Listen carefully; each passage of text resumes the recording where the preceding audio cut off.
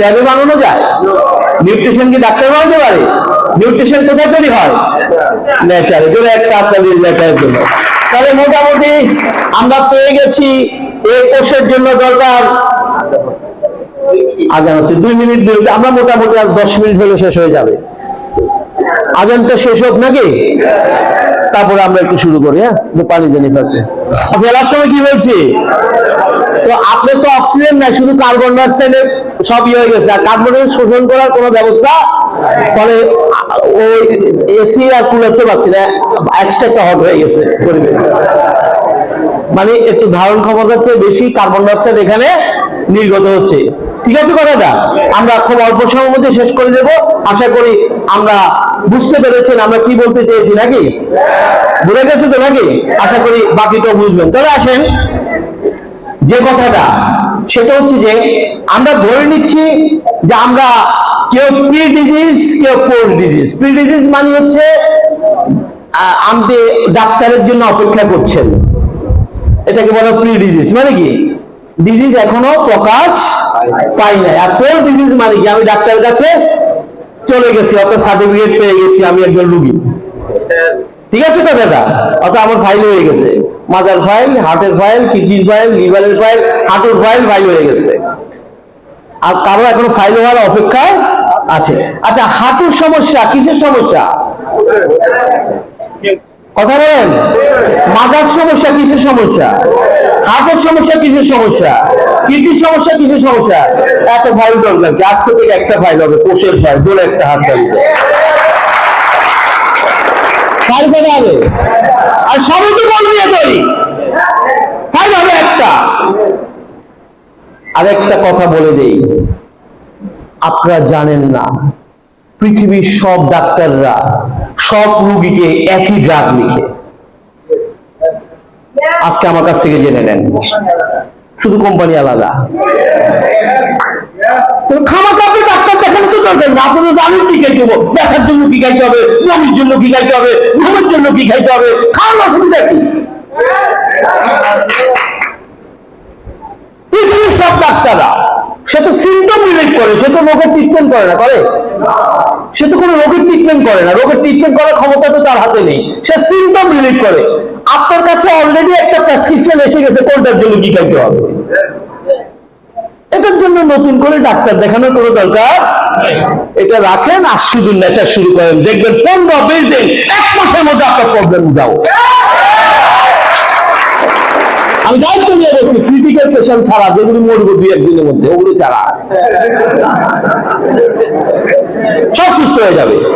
আমি ক্রিটিক্যাল পেশেন্টের দায়িত্ব নিই, আমি দেখি যে তার 15 দিন বাঁচাতে পারুন কিনা, আর আমার মেডিসিনটা তো 10-15 দিন থাকবো কাজ করতে, নাকি? আমি কয়েকটা সিমটম দেখি, আমি দায়িত্ব নিয়ে নিই, আমি যে একটু আমাকে 15 দিন দেয়, 15 দিনের মধ্যে মরলে আমার কোনো দায় নেই।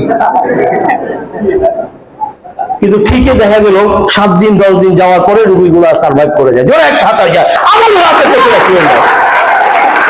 আমি তো জানি তার সমস্যাটা কোথায়। তার সমস্যা ছিল তার কোষীয় পুষ্টির অভাব ছিল, কোষগুলো ঘুরে দাঁড়াতে পারছিল না, যার কারণে সে আর সুস্থ হতে পারছে না। তার সমস্যা ডাক্তার ড্রাগে নয়, বরং ড্রাগ খাইয়ে সে আরো বিপদের মধ্যে যাচ্ছে। তাহলে আসেন, সবার জন্য যে মেথডটা আমরা প্রয়োগ করব সেটা হলো স্টেম সেল নিউট্রিশন থেরাপি। প্রথমে বলে নিচ্ছি যে আমাদের প্রাকৃতিক খাবার, প্রাকৃতিক মেডিসিন যেভাবে আপনাকে রোগ মুক্ত করে তুলবে। মনে আছে তো যে কোষটা কিভাবে তৈরি হলো? বাবার একটা ডিম্বাণু এবং বাবার স্পার্ম, মায়ের ডিম্বাণু মিলনের ফলে প্রথম যে কোষটি তৈরি হয়েছিল, it was our first life. সে কোষটি ডিভিশন হওয়া শুরু করলো, তাও বলেছি ডিভিশন হয়ে সে 220টি কোষে পরিণত হয়ে গেছে। বিজ্ঞানীরা সেই প্রথম 220টি কোষের নাম দিয়েছে স্টেম সেল। কি নাম দিয়েছে? তাহলে আমার জায়গার কয়টা কোষে ভাগ হয়েছে? 220টা। আর প্রতিটি কোষের কি নাম দেওয়া হয়েছে? এক একটি স্টেম সেল এক একটি অর্গানে পরিণত হয়ে গেছে। কম মনোযোগ দিয়ে শুনবেন, এগুলো কিন্তু প্রুভেন মেথড, খেয়াল রাখতে হবে। আর এই আর্টিকেলটা হার্ভার্ডে পড়ায় আমার লেখা, মনে রাখতে হবে। তাহলে এক একটি স্টেম সেল এক একটি কিসে পরিণত হয়ে গেছে? অর্গানে পরিণত হয়ে গেছে, একটা হার্ট হয়ে গেছে, একটা কিডনি হয়ে গেছে, একটা লিভার হয়ে গেছে, একটা চোখ হয়ে গেছে, একটা ব্রেন হয়ে গেছে। এবার বিজ্ঞান বলছে আনুমানিক একজন মানুষের দেহে 220টি অর্গান আছে, আর প্রতিটি অর্গান তৈরি হয়েছে কোথা থেকে? স্টেম সেল থেকে। আপনার আমার দেহটা পরিচালিত হয় অর্গান সেল দিয়ে, তাই এদেরকে বলা হয় ফাংশনাল সেল। আমার বডিটা কি দিয়ে পরিচালিত? অর্গান দিয়ে। কি দিয়ে? এই অর্গান গুলোকে যে সেল দিয়ে তৈরি, সে সেলগুলোর নাম হচ্ছে ফাংশনাল সেল। তাহলে হার্ট কোন সেল, কিডনি কোন সেল, আই কোন সেল, ব্রেন কোন সেল, অল আর ফাংশনাল সেল। তাহলে আমার ঝামেলাটা কোন সেলে হয়েছে? ইয়েস, আপনি হার্টের প্রবলেম নিয়ে গেছেন, কোন সেল? কিডনির প্রবলেম নিয়ে কোন সেল? লিভারের সমস্যা কোন সেল? স্কিনের প্রবলেম নিয়ে কোন সেল? সুখবর হচ্ছে বিজ্ঞান বলছে 7 থেকে 10 বছরের মধ্যে আপনার বডিতে কোনো ফাংশনাল সেল থাকে না। ধরে একটা হাততালি চাই। তাহলে আপনি যে সেলের কমপ্লেনটা করছেন, যে কমপ্লেন নিয়ে ডাক্তারের কাছে গেছেন, সে সেল নিজে নিজে বডি থেকে উঠা হয়ে যায়, নিজে নিজে বডি থেকে চলে যায় 7 থেকে 10 বছর। তাহলে আপনার বয়স যদি 50 বছর হয়, কয়বার এই সেলগুলো চলে গেছে? কথা বলেন, কয়বার? রোগ বলে কিছু কি আছে? কথা বলেন না কেন? সেলে তো নাই, জোরে একটা হাতে সেলে তো নাই। লোকটা কি দেখেন, ডাক্তার সাহেবরা আপনাকে ভয় ধরা যে কি করে, সাবধান, এই রোগ কিন্তু জানবেন। ঠিক বলেছে ডাক্তার সাহেব, সামনে বিপদ আছে। আমি বললাম এই কথাগুলো প্রতিটি মানুষ জেনে যাবে। আপনি যে রোগের সমস্যা নিয়ে ডাক্তারের কাছে গিয়েছিলেন, সেই সেলগুলোই নাই। এবারে 7 থেকে 10 বছর, কিন্তু এক একটা কোষের চেঞ্জ হওয়ার সময় এক এক রকম, লাইফ টাইম এক এক রকম। যেমন পুরো রেড ব্লাড চেঞ্জ হয়ে যায় 120 দিনে। কতদিনে? আপনার টোটাল রেড ব্লাড আছে 30 ট্রিলিয়ন আপনার বডিতে, 30 ট্রিলিয়ন। রেড ব্লাডের কাজ কি মনে আছে তো? এই যে অক্সিজেন ক্যারি করে সারা শরীরে সে পৌঁছে দিচ্ছে। রেড ব্লাডের বয়স কত? আচ্ছা, অক্সিজেন না পৌঁছে দিলে আপনি কতক্ষণ বাঁচবেন? 1.5 মিনিট। কতক্ষণ? তো আপনি 40 বছর কেমনি বেঁচে আছেন? কারণ আমার রেড ব্লাডটা 120 দিন পর নাই। তাহলে আমি 40 বছর বেঁচে আছি কিভাবে? আসুন রহস্যটা জেনে। বিজ্ঞান বলছে প্রতি মিনিটে, প্রতি সেকেন্ডে আপনার বডিতে 20 থেকে 25 লাখ রেড ব্লাড মারা যাচ্ছে। এটা ন্যাচারাল না ন্যাচারাল? ন্যাচারাল। তো এত রেড ব্লাড মারা যাওয়ার পরে বডি থেকে হিমোগ্লোবিন কমে যাবে না? আচ্ছা, হিমোগ্লোবিন কমে গেলে অক্সিজেন কমে যাবে না? আচ্ছা, অক্সিজেন কমে গেলে আমাদের কিন্তু একটু শ্বাসকষ্ট হবে না? আচ্ছা, কারো কি হয়েছে? 2 ঘন্টা কারো হয়েছে? হয় নাই। বলছে প্রতি সেকেন্ডে যে পরিমাণ রেড ব্লাড বডি থেকে চলে যাচ্ছে, সম পরিমাণ রেড ব্লাড স্টেম সেল বডিতে বুস্ট করে দিচ্ছে, যার কারণে আমরা ডিফারেন্সটা বুঝতে পারি না। তাহলে জিনিসটা কি? শুধু রক্তের কথাটা শুনুন, তাহলে সব উত্তর হয়ে যাবে। জিনিসটা কি?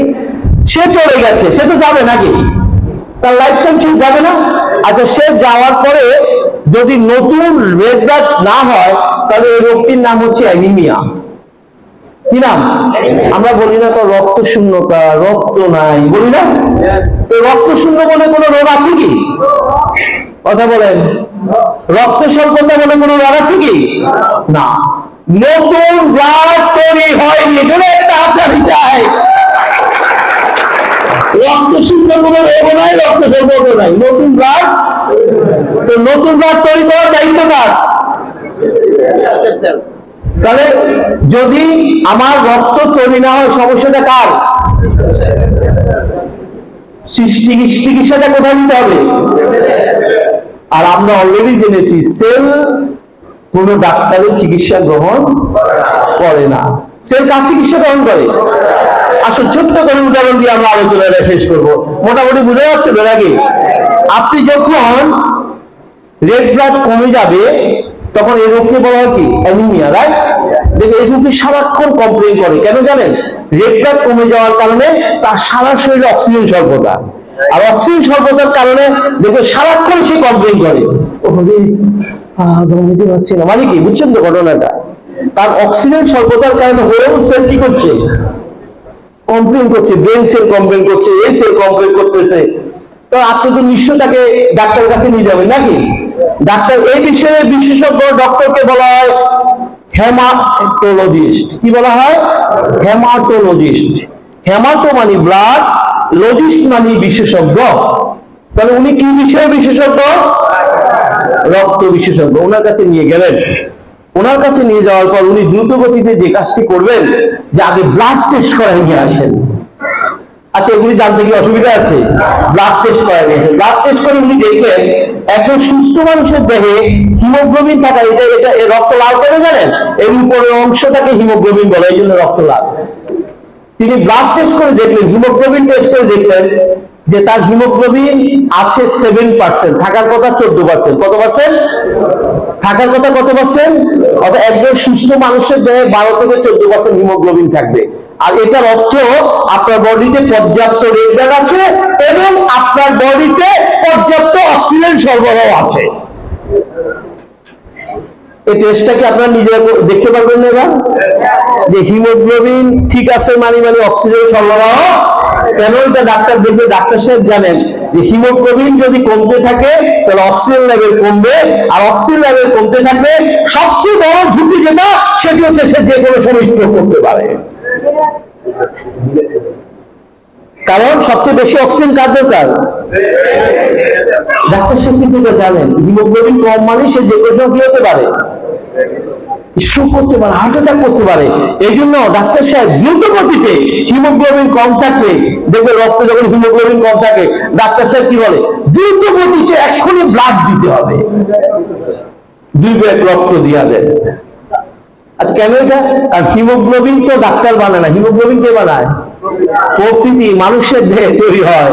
এই জন্য মানুষের দেহে রক্ত মানুষের দেহে ঢুকিয়ে তার হিমোগ্লোবিন লেভেলকে উঠিয়ে দেওয়া হয়।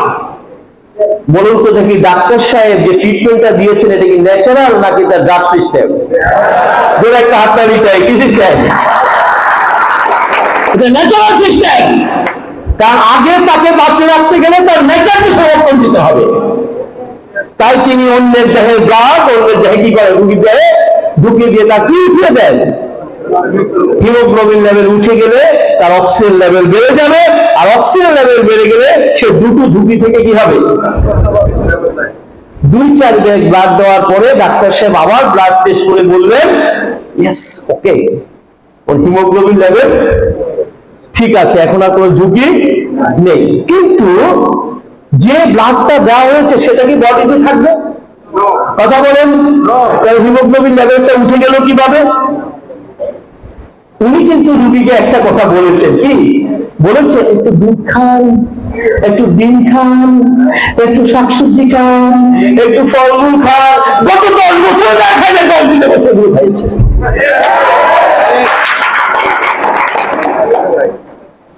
আপনিও রুগীকে দেখার সময় সিগারেটের বাক্স নিয়ে যান নাই, ফলমূল নিয়ে গেছেন।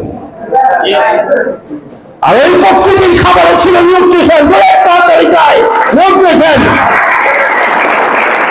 আর নিউট্রিশন কাকে পুশ করেছে? কাকে পুশ করেছে?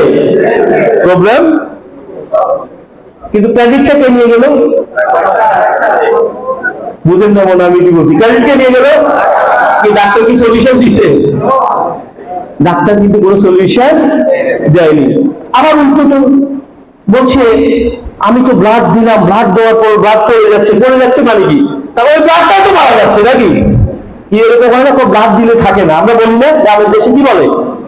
আসলে ব্লাড দিলে থাকে না মানে কি? নতুন ব্লাড তৈরি না হলে থাকবে, নতুন থাকবে না।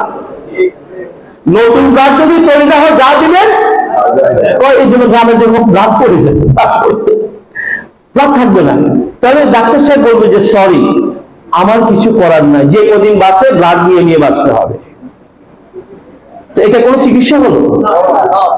তাহলে লক্ষ্য করেন, যদি আপনার চিকিৎসা হয় যদি আপনাকে রোগ মুক্তির কোনো সুযোগ থাকে সেটা নেচারে করে দিচ্ছে, আর যদি রোগ মুক্তির সুযোগ না থাকে ডাক্তার কিন্তু আপনার সেই সুযোগ দিতে পারবে না। সে বলে দিচ্ছে যে কদিন বাঁচে ব্লাড দিবেন। তাহলে আসুন না, এই যে সমস্যাগুলো, ছোট ছোট সমস্যাগুলো আমরা ঘরে বসে কিন্তু সমাধান করতে পারি। আচ্ছা বলুন তো দেখি, এই বিষয়ে বিশেষজ্ঞ ডক্টরকে কি বলা হয়? হেমাটোলজিস্ট। রেডগার্ডের বয়স কত? উনি কতদিনের ডাক্তার? বুঝলেন না মনে কি বলছি? কতদিনের ডাক্তার? আরে ভাই 120 দিন তো ব্লাডই নাই আপনার, আপনি সুস্থ হবেন কিভাবে? আপনার ব্লাডই তো নাই। দেখেন গ্রামের দেশে এখন এরকম আমি দেখি, ওই 6 মাস আগে একটা ব্লাড টেস্ট করেছে, এটা নিয়ে ঘুরে আমার ব্লাড এসব, আর কিন্তু ব্লাডও নেই। ব্লাড আছে? যে ব্লাড টেস্টটা দেখছে এটা আছে? ব্লাডই তো। আপনি বুঝতে আছেন কিভাবে? কোনো না কোনো ভাবে নেচার আপনাকে বাঁচিয়ে রেখেছে। নেচার আপনাকে সুস্থ করতে পারেনি। আপনার কোষের যে পরিমাণ নিউট্রিশন দরকার, যে পরিমাণ অক্সিজেন দরকার, সে সেটা পাচ্ছে না, তাই সে সম্পূর্ণভাবে আপনাকে রোগ মুক্ত করে তুলতে পারছে না। আপনি যদি সরাসরি আপনার কোষকে যদি নিউট্রিশন এবং অক্সিজেন সরবরাহ করতে পারেন, সে কিন্তু প্রবলেম সলভ করে ফেলবে। তাহলে আসুন না, এটা শুধু একটি ক্ষেত্রে না, পুরো লিভার চেঞ্জ হয়ে যায় মাত্র 42 দিনে। জানেন নাকি কতদিনে? ডাক্তার সাহেব বলছেন আপনার লিভারের সমস্যা আছে, কতদিন? বলছেন লিভারের কোনো সমস্যা নেই, কতদিন? সমস্যা থাকলেও 42 দিন। এটা নিয়ে টেনশন করার দরকার নাই। আপনাকে আপনার সমস্ত অঙ্গ প্রত্যঙ্গগুলি সম্পূর্ণভাবে রিপেয়ার করবে কে? Stem cell. আর স্টেম সেলকে সবসময় অ্যাক্টিভ থাকবে নিউট্রিশন দিয়ে। জোরে একটা হাত দেয়, নিউট্রিশন দিয়ে। আর আপনার প্রকৃতির খাবারগুলো, আপনার ভেস্টিজের খাবারগুলো ডিজাইন করা স্টেম সেল নিউট্রিশন, ডিজাইন করে তার নিউট্রিশন। এখন এই আলোচনা কি দেখেছে রোগ বলে কিছু আছে কি? কথা বলেন না, আছে কি? রোগ হইলেও থাকবে না, না হইলেও থাকবে না। মূলত বুঝকে করবে স্টেম সেল। স্টেম সেলে কিছু ক্ষমতা বিজ্ঞানীরা আবিষ্কার করেছে। স্টেম সেল বডিতে 1000 বছর পর্যন্ত বাঁচতে পারে। এই যে মানুষের বেঁচে থাকার ক্ষমতার পেছনে এই রহস্যটা কাজ করে। স্টেম সেল যে কোনো সেলে কনভার্ট হয়ে যেতে পারে। যেটা একটা আত্মানি চাই, চিকিৎসা বিজ্ঞানে দিবালিত করে আবিষ্কার। কিন্তু এগুলো কখনো চিকিৎসা ব্যবসা আপনার কাছে বলবে না, বললে ব্যবসা থাকবো। আচ্ছা বলুন তো দেখি, কোন ডাক্তারের কাজ আছে কি? এই যে এখন একটা নতুন কথা বেরো, হাড় ক্ষয়ে গেছে, দেখো গেলে বা ঠিক হয়ে গেছে, হাড় ক্ষয়ে গেছে, নতুন হাড় তৈরি হয়নি। হাড় ক্ষয় বলে কোনো রোগ নেই, কারণ প্রতি মুহূর্তে আপনার হাড় ন্যাচারালি ক্ষয় হচ্ছে। প্রতি মুহূর্তে ন্যাচারালি কি হচ্ছে? ক্ষয় হচ্ছে, এবং নতুন হাড় তৈরি হচ্ছে। ক্ষয় হচ্ছে, তৈরি হচ্ছে না। তৈরি কে করবে? স্টেম সেল খাওয়াইতেছেন গরুর মাংস, খাসির মাংস। ও কি গরুর মাংস দরকার, খাসি মাংস দরকার, না পুষ্টি দরকার? আপনি সমস্ত আবর্জনাটাকে খাওয়াইতেছেন। বিজ্ঞান কি বলে জানেন? বিজ্ঞান বলে আপনার যে দেশে আছেন এটাই তো অনেক বেশি। আবার বলেন আপনার নাকি ক্যান্সার হয়েছে, আপনার নাকি কিডনি ড্যামেজ হয়েছে। বিজ্ঞান বলে আপনি যে দেশে আছেন এটাই তো বেশি। আপনার কোষকে আপনি এত বেশি আহত করছেন, এত বেশি আপনি অত্যাচার করছেন। আপনি যে শুধু বেঁচে আছেন কারণ কোষের এমন একটি ক্ষমতা, সে আপনাকে মৃত্যুর দিকে ঠেলে দেয় না। সে ট্রাই করে বারবার আপনাকে সুস্থ রাখার জন্য, যেন একটা হাত ধরে সুস্থ রাখার জন্য। আর পৃথিবীর সব ডাক্তাররা কোষের এই ক্ষমতার সুযোগটা গ্রহণ করে। আপনি ঘরে বসে আপনার কোষের ক্ষমতাটা আপনি ব্যবহার করেন না। আমি তো আবারও বলছি, ইমার্জেন্সি যদি দরকার হয় আপনার ডাক্তার দেখান, আমরা আপত্তি নেই, কিন্তু আপনাকে সুস্থ থাকার জন্য এই মেথডে আসতে হবে। তাহলে আসুন, আমরা পেয়ে গেছি কোষের নিউট্রিশন গুলো। আপনার যে প্রোডাক্ট গুলো আছে, এই প্রোডাক্ট গুলো সব কার নিউট্রিশন? কোষের নিউট্রিশন। এবং সরাসরি সে কাকে বুস্ট করবে? স্টেম সেলকে বুস্ট করবে। খেয়াল রাখতে হবে। আপনার কি রোগ নিয়ে ভাবার দরকার আছে? রোগ নিয়ে যত ভাববেন বিপদ তত বেশি বাড়বে। খামাখা শুধু আপনার অশান্তি বাড়বে, ঘরে ঘরে অশান্তি। আমার মাথা ব্যথা, আমার ডাক্তার দেখেন না, আমার পেট ব্যথা, আমার ডাক্তার দেখেন না। আরে ব্যথা কেন হচ্ছে?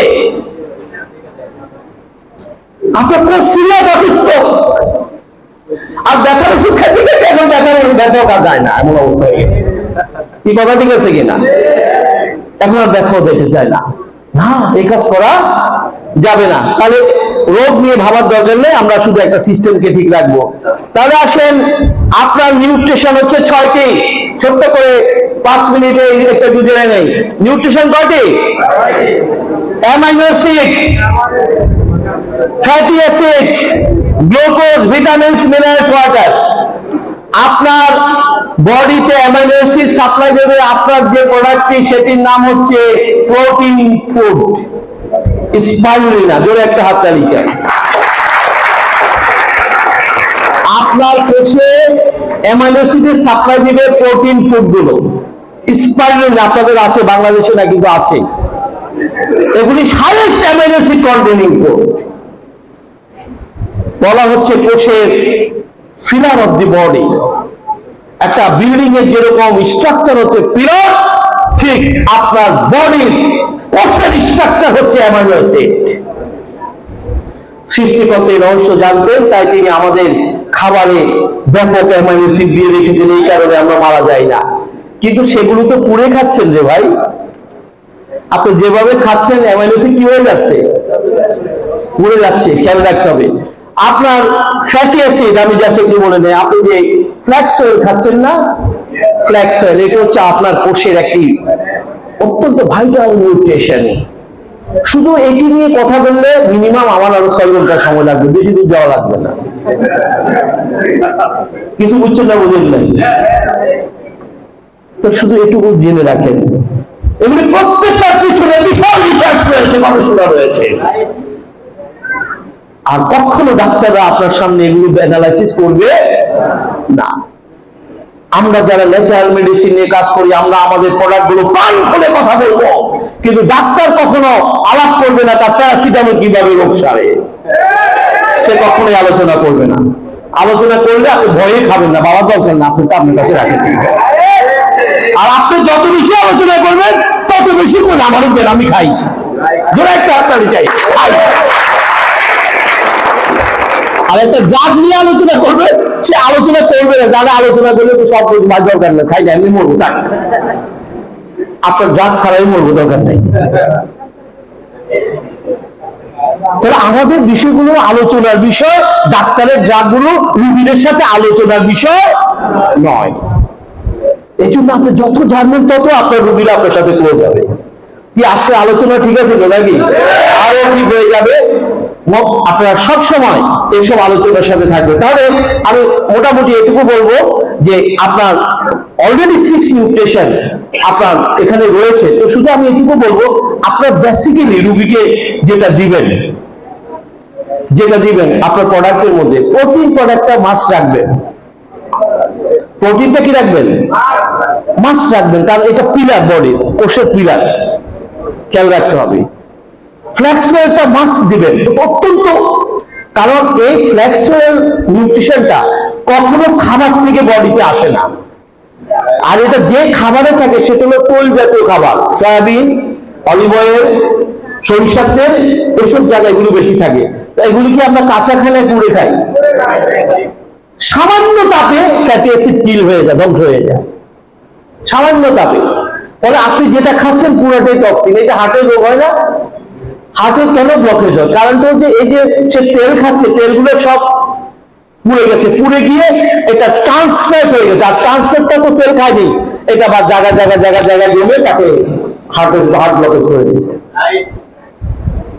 পোড়া তেল ভয়ঙ্কর শরীরের জন্য, ধরে তাড়াতাড়ি যায় পোড়া তেল। একজন মানুষের সারা মাসে যদি আপনি স্বাস্থ্যসম্মত খাবার খান, আধা লিটারের বেশি পোড়া তেল খাওয়া উচিত না। তাও তেলকে বেশি পোড়ানো উচিত না। আপনি জিজ্ঞেস করেন, এক একজনের 2-3 লিটার তেল লাগে। ভাই আপনি নিজে সবগুলো নিজে রাখতেছেন, আমার হাতটা ব্লকেজ করে এখন বলতেছেন আমার হাতটা ঠিক হয়ে যায় রাখতেছেন। হাতের ব্লকেজ কি এমন হয়েছে? নিউট্রিশন দরকার, সে নিউট্রিশন পাই না, কিন্তু এই নিউট্রিশন না পাওয়ার কারণে যেগুলি পেয়েছে এগুলি বডির মধ্যে জমে গেছে। তাহলে এগুলি করবেন ভিটামিনস মিনারেলস, এগুলি ফলমূল বেশি করে খাবেন, প্রচুর পরিমাণ ফলমূল সালাদ খেতে হবে, তাহলে ভিটামিন। তবে এখানে একটি কথা, ভিটামিন মিনারেল শুধুমাত্র খাবারের মাধ্যমে আসলে আমাদের সম্পাদন হয় না, এত বেশি ভিটামিন মিনারেল দরকার হয় খাবার থেকে এটা নিয়ম করে দেওয়া যায় না। এই জন্য সবসময় একটা vitamin A to Z vitamin supplement রোগীকে খেতে বলবে। এটা শুধুমাত্র খাবার দিয়ে পরিপূরণ করা যায় না। কি ডাক্তারে কিছু শিখা হচ্ছে তো নাকি? আর এগুলি শুধুমাত্র খাবার থেকে আসবে না, এখানে খেয়াল রাখতে হবে শুধু ক্যালসিয়ামটা দিলে, শুধু ভিটামিন A to Z দিতে হবে। A to Z এর ফর্মুলা দিবেন, বেশি করে শাকসবজি খান, ফলমূল খান। আর A to Z আমি জানি না ইয়ের আছে হয়তো বা ভ্যাস্টিজের A to Z একটা ভিটামিন মাছ দিয়ে দিই, কারণ এটা ভেরি ইম্পর্টেন্ট বডির জন্য। এটার অভাবে মারাত্মক ডিফিসিয়েন্সিতে ভোগে। আমি কি বুঝতে পারছি বিষয়টা? শুধু এগুলির প্রত্যেকটি প্রয়োজনীয়তা রয়েছে, খেয়াল রাখতে হবে আমরা এগুলি। এবং প্রতিদিন মিনিমাম একজন মানুষকে 2 থেকে 2.5 লিটার পানি পান করতে হবে, ভেরি ইম্পর্টেন্ট, এটি খেয়াল রাখতে হবে। তাহলে এগুলি যদি আমরা করি, সেগুলো ধীরে ধীরে কি হবে, মিলুলি বিল্ড হবে, তৈরি হয়ে যাবে, হোলসেল গুলো চলে যাবে, প্রবলেম সলভ। আমরা যারা এই প্রাকৃতিক ওষুধের সুস্থতা চাই, তাদের জন্য এই প্রেসক্রিপশনটা ফলো করব। লেস কুকিং ফুড 20%, অর্থাৎ খাবারকে বেশি হিট দেওয়া। বুঝে গেছে তো? আর কি আলোচনার দরকার আছে? কেন? খাবারকে যত বেশি হিট দিবেন সেগুলো কি হয়ে যাবে, যা ভুল অতীতে করছেন এখন আর ভুল করা যাবে না। যা ভুল অতীতে করছেন এখন আর, আমি দায়িত্ব নিয়ে বলছি, আপনার প্র্যাকটিসটা শুরু করেন, দেখবেন চমৎকার ভাবে বডিটা রিকভারি হয়ে যাবে। শুধু ওষুধ খেলে, শুধু আপনার প্রোডাক্ট খেলে কাজ হবে না, আপনাকে এই নিয়মগুলো মানতে হবে। খেয়াল রাখবে, পাশাপাশি এই নিয়মগুলো মানতে হবে। গ্রিন ফুড খেতে হবে, আপনাকে প্রচুর খাবারে শাকসবজি ফলমূল অ্যাড করতে হবে খাবারে। আপনি যে খাবারগুলো খাচ্ছেন সেখানে শাকসবজি ফলমূল অ্যাড করতে হবে। এখন কি হয়েছে ভাই, কলা খেলে গ্যাস হয়, পুরি খেলে গ্যাস হয়, গ্যাস হয় না, পেয়ারা খেলে গ্যাস হয়, মানে আবার চেঞ্জ হয়ে যায়। ভাজা পোড়া খালি সমস্যা না, ফ্রুটস খেতে পারি না, খালি কেমন যেন হয়। আর ফ্রুটস কার খাবার? কোষের খাবার। কার খাবার? মনে রাখতে হবে, কোন ন্যাচারাল খাবার, যেমন আমাদের এই আপনার ভেস্টিজের প্রোডাক্ট অনেকে খেয়ে কমপ্লেইন করে, ও খেলে যেন কেমন যেমন হয়, ঠিক আছে? মনে রাখতে হবে, কোন ন্যাচারাল খাবার যদি খাওয়ার পর বডিতে কমপ্লেইন করে, তাহলে বুঝতে হবে বিপদটা এখন ঘরের ভিতরে। বিপদ কোথায়? তো এটা কি বন্ধ করতে হবে না প্র্যাকটিস বাড়াইতে হবে? প্রয়োজনে বডির কমপ্লেইন বন্ধ করার জন্য ড্রাগ খেতে হবে, কিন্তু ন্যাচারাল মেডিসিন বন্ধ করা যাবে না। আমরা কি করি রুগীরা, আমরা কি করি, ঠিক আছে না বন্ধ করে দেন, নো, সে ডিটেক্ট করছে আপনার বডিতে সমস্যা আছে, এটুকু বন্ধ করা যাবে না। যদি কমপ্লেন হয় ড্রাগ খান, কিন্তু ন্যাচারাল মেডিসিন বন্ধ করা। দেখুন ধীরে ধীরে ধীরে ধীরে দেখবেন একটা পর্যায়ে প্রবলেম, ধরে একটা হাতে প্রবলেম। একটা কথা মনে রাখবেন, ন্যাচারাল মেডিসিন কখনো বডির ক্ষতি করে। যদি কোনো কমপ্লেন হয় সেটা ন্যাচারাল মেডিসিনের দোষ না, দোষটা কার? আপনার বডির ভিতরে। Message clear? কিন্তু আমরা দোষ কাকে দেই? বডিকে দোষ দিই না, কাকে দেই? ড্রাগেরও দোষ দেয় না। দেখেন দুনিয়ার ড্রাগ খাইতে খাইতে সব পচাই ফেলছে, তারপর বলে না। সব দোষ কার? সব দোষ ন্যাচারাল। আমরা কি দৃষ্টিভঙ্গি চেঞ্জ করবো তো নাকি? একটা আন্দোলন করতে হবে, ঠিক আছে? হার্বাল ফুড, হার্বাল মেডিসিন না ফুড, হার্বাল মেডিসিন এটি হচ্ছে আমাদের প্রোডাক্ট, ভেস্টিজের প্রোডাক্ট। হার্বাল মানে প্ল্যান্ট, হার্বাল মানে কি? প্ল্যান্টের ল্যাটিন ওয়ার্ড হচ্ছে হার্বস। হার্বোরিজম বলে একটি সাবজেক্ট আছে। প্রকৃতির গভীর সমুদ্রে, হাই মাউন্টেনে, ডিপ ফরেস্টে এমন কিছু প্ল্যান্টের সন্ধান বিজ্ঞানীরা পেয়েছে। আগে সেটা রাজারা খেত, এখন আধুনিক বিজ্ঞানের বদলতে এগুলি ল্যাবে এসেছে, কাল্টিভেশন হচ্ছে, গবেষণা হচ্ছে, শুধু সেগুলো এক্সট্রাক্ট ফর্ম নিয়ে বিজ্ঞানীরা চমৎকার চমৎকার প্রোডাক্ট তৈরি করছে, যেটা সম্পূর্ণভাবে আপনার সেলুলার ফুড, যে একটা হাততালি যায়, সেলুলার ফুড। এই ডিজাইনটা করে দিবেন, খাবার চেঞ্জ করে দিবেন, কারো যদি কোনো ব্যাড হ্যাবিট থাকে এটা করবেন, তারা 3 থেকে 6 মাস ওই প্র্যাকটিসটা করবেন। এর মধ্যে কারো যদি ইমার্জেন্সি কোনো ড্রাগের দরকার হয় সেটি ব্যবহার করবেন, যদি দরকার না হয় ব্যবহার করার দরকার না। এভাবে প্র্যাকটিস করতে করতে একটা পর্যায়ে দেখবেন ড্রাগ না খেলেও আপনার কোনো সমস্যা হচ্ছে না। এটার অর্থ আপনার দেহ আপনার দায়িত্ব গ্রহণ করেছে। Thank you very much.